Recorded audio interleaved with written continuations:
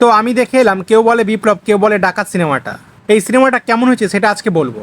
তো আমি সাইন আর আমাদের সিনেমার আলাপ হবে বারবার। তো ভাই নামটা শুনে বুঝতে পারছো এটা একটা বিপ্লবী সিনেমা। বিপ্লবী অনন্ত সিংকে নিয়ে এই সিনেমাটা তৈরি করা হয়েছে, তাই নাম শুনে এটা কোনো প্রেম সাইফাই টাইপের সিনেমা ভাবলে কিন্তু ভুল করবে।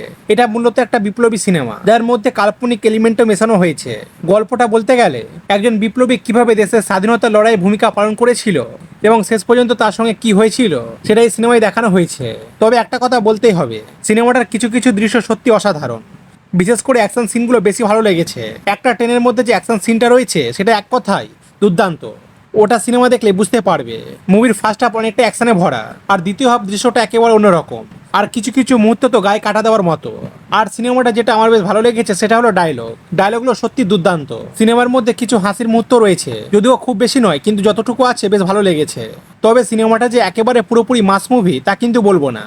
কিছু জায়গা আর একটু ভালোভাবে করা গেলে সিনেমাটা আরো জমে যেত। বিশেষ করে ভিএফএক্স আর একটু ভালো হলে দেখতে ভালো লাগতো। আর সিনেমাটার স্কেলটা যদি একটু বড় করা হতো তাহলে হয়তো আরো ভালো লাগতো। আর জিতের কথা আলাদা করে বলতে হবে, জিতকে অনেকগুলো লুকে এখানে দেখানো হয়েছে আর সেগুলো সত্যি অসাধারণ লেগেছে। জিতের অভিনয় আমার বেশ ভালো লেগেছে। রাগ, ইমোশনাল, আবেগ প্রতিটা জিনিসই ওর অভিনয়ের মধ্যে বেশ ভালোভাবে ফুটে উঠেছে। টোটা রায়চন্দ্রীও খুব ভালো অভিনয় করেছে। সত্যি বলতে সিনেমায় যারা যারা অভিনয় করেছে প্রত্যেকের অভিনয় বেশ ভালো লেগেছে।